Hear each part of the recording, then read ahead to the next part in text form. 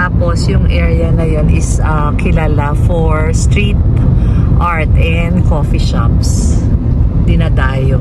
Parang ano rin siya yung attraction. Famous yung street na yun.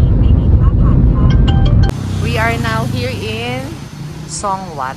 Ang makita daw dito is yung mga street art at saka mga coffee shops. Maganda raw itong puntahan din dahil maraming picture spots. So, i-check natin. From here, pupunta rin kami ng Chinatown. Ang pamasahe namin going here, nag-grab kami is 117 baht. So, mga 220 pesos. Pwede na. Coming from Pratunam, tapos 30 minutes drive, okay na yon, pwede na yon. Kagaya nito, coffee shop to, gelato, egg tart, yung mga ganyan. Tingnan nyo, ayun o, nakalagay eggplant smoothie and juice. Okay kaya yun? Street art. Street this way. Photo spot. Ayan, puntahan namin. Ito pala yung sinasabi dito na mga street art. Ayan. Don't rush me. Stay weird. You can do it. No bad days. Saka I do what I want. Oh. Ikot pa kami. Cool para sa mga Gen Zs. Bukod sa mga street art, marami rin ditong mga coffee shops. Tapos ito may mga tindang ganito, hindi ko alam kung ano yan. Baka pang poultry supplies, I'm not sure. Ayun sila Pinky. Kagaya nito, yung mga cool coffee shops nila. Made in Songwat. Dito pala sa Songwat, marami talagang cool coffee shops. Ayan. Cola. May Vietnamese restaurant din sila. Vietnamese street food. Song Viet at Songwat. Mga cool talaga yung mga coffee place nila dito. Tingnan nyo, ang ganda ng mga baunan. Binibenta dito. Basement siya eh. Nasa basement eh. Iba ang style nila dito sa Songwat. Ang cute ang mga tinda nila. Kung mahilig kayo sa street art at saka mga coffee, ayan, dito kayo pumunta sa Songwat. Nakalagay User's Choice, Best of 2026. Itong Lineman Wong Nai, another coffee shop. Itatry naming mag-coffee shop. Kasi kakakain lang namin. Nag-brunch, heavy brunch kami eh. Nag-rice kami talaga, fried rice. At saka yung morning glory, tsaka yung seafood na something, kaya parang ayaw pa namin kumain. Ito ang public school nila, Nakarating na kami dito sa Songwat to. Paying public school. Tama ba yung sinabi ko? Ayan, ganyan na itsura ng public school nila. Another cool coffee shop, Jojo E. Ito naman yung mga tinda dito. Mushroom. Ito pang mga nuts. Ayan, 50 baht. 200 baht. Mga Gen Z thing to eh. Adidas Songwat. Tingnan natin tong Adidas Songwat. Papasok ako sa loob. Mga shirts na pwede mong i-personalize. Ayan, 290 baht. Ayan Papa-personalize mo. Lalagyan ng print na gusto mo yata. Ayan, may mga sizes naman. Talaga palang pinupuntahan tong area na to ng mga Gen Zs. Ang cool ng place, ang daming turista dito. Songwat. Parang naiiba naman na area. Oyster and Things. Pasok tayo sa loob. Ito to sa Oyster and Things. Yan ang mga staff niya. Ito ang cute to. Cute ng color. Labas na kami dito kasi parang makakabasag kami, nakakatakot. Ito tingnan nyo sa tapat, ang cute din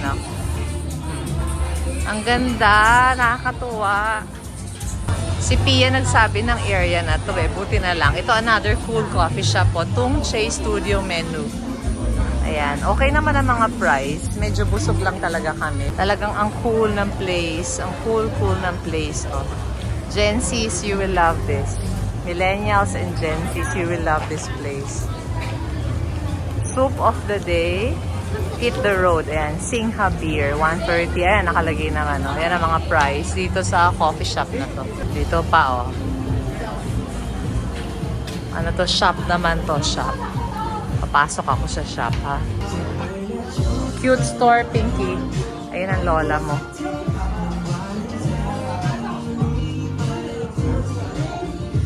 Cute stuff. Tapos ayun pa ang lola rin. Suot ko ang aking nabiling turquoise. Nag-iisa namin kasamang bracelet. Ganda, no? Ito Hello Kitty, oh. Ang cute na mga stuff. Nat in Paris, Last Round, The Dog Father. Ayun pa, Bad Hair Day. Dog Mom. Ang cute dog dad. 9 lives. Ang cute, ano? Check mo how much. How much, ano, Pia? 690 baht. Mahal dito. Dito naman mga pantulog. Ang cute na mga pantulog. Ang cute na mga stuff nila. Kaya lang medyo pricey. Medyo mahal. Kasi magaganda. Lalabas na kami dito. Ang daming makikita sa Songwat. Ito 380 baht per hanky. So medyo mahal talaga. In-order namin mango shake and mango sticky rice. 95 baht per cup. Tapos ito 95 baht din to. 150 baht pala to. Ito 95.95. Sarap. Sobrang okay. Good, ano, Pinky? Ang sarap ng mango sticky rice nila. Ito yung preparation. Dito kami nag-take a break. Ayan, dito sa Wan Chai Cafe House. Cool coffee shop. Cool, refreshment place. Aalis na kami dito sa Songwat. Pupunta na kami ngayon ng Chinatown. Pero teka, kunan lang natin tong Adidas. May Adidas store dito. Ito Adidas store. Ay, papasok muna pala ako sa Adidas store dito sa Songwat. Ito pa pala. Bago sa Adidas, ito muna tayo sa Hidden Quarter Market. Vintage lifestyle. Ayan, oh. Hanggang August 2 na lang. Tama-tama pala kami. Mga cool stuff din dito sa Vintage Market. Ayan, oh. Cute. Hanggang August 2 lang to. Cute ng watch. Oh, wood watch. Handmade. 1,950. Ang cute. Ito ding mga to. Oh, look at this. Ang gaganda. Mga hard to find items. Punta naman kami sa Adidas store. Papasok kami dito sa Adidas store. Oh, Adidas. Oh my God, ang gaganda ng Adidas dito. Oh, 2.8 to. Ang cute, 2.8. Ito maganda rin. Ang cute, oh. Cute. Magkano ka ito maganda? Pinky, tingnan mo, 3,800 baht, no? Oh my God. Adidas collab with Coca-Cola, oh. Ganda. 4,600 baht. So, mga 9,000 pesos. Ang daming maganda. Pero wala akong planong bumili. Dahil bumili na ako sa Japan. Ng Tokyo, di ba? Yung Tokyo ng Adidas. Pero magaganda dito rin ang selection nila. Magaganda. Aalis na kami dito sa Songwat.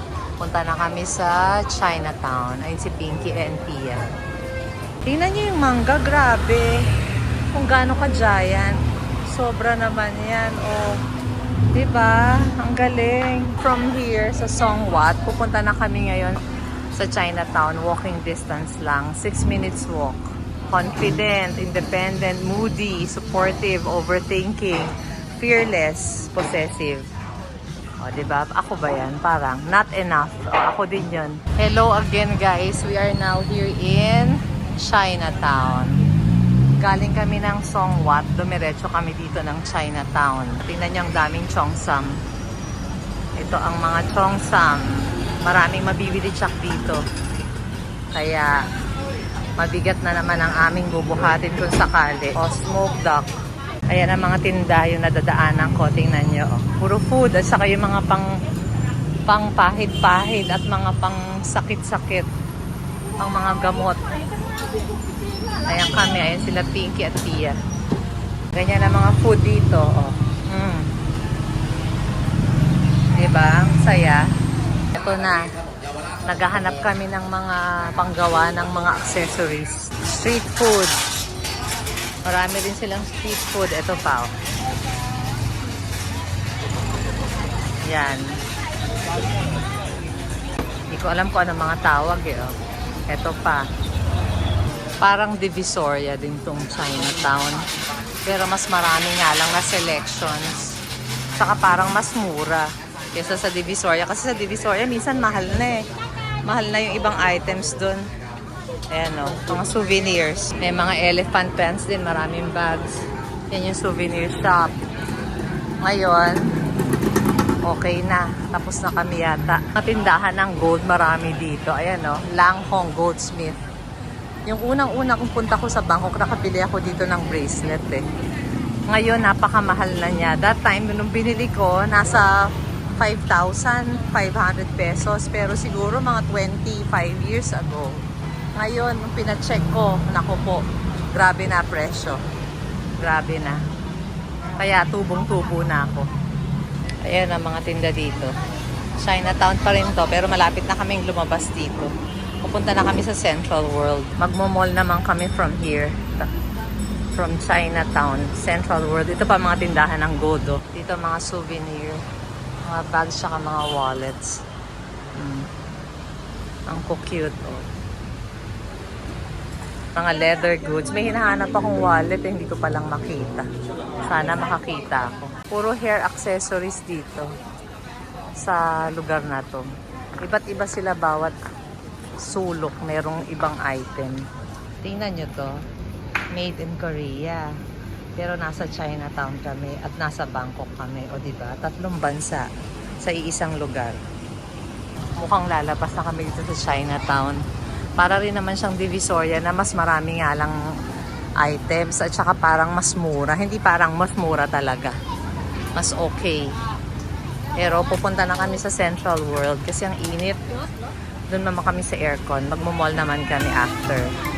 Thank you for watching ha. Sana naman makasubscribe kayo. And sana abangan nyo pa yung iba kong vlogs dito sa Bangkok. Thank you. Bye-bye.